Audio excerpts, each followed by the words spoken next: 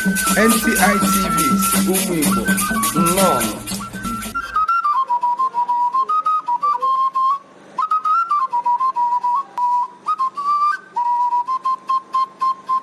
Igbo nsị na-ekele mụ na-ekene ọnụ ife nji na-ekene unu bụkwa ogologo ndụ ara isi ike ife akwa gị ife enwe otu nke ọ ga-eme unu nne n'ụwa nwa ọdachi ekwe nwere ọkwụrụkwa echi unu nsị ọba jirikwa ejiri ọzọ alịlị nya ka nji wee gbaba ndị odogwu nya ka m ji wee kwaba mbem ka ụmụ Igbo wee mali n'ibe a na-akọ nwere ebe ọ na-adị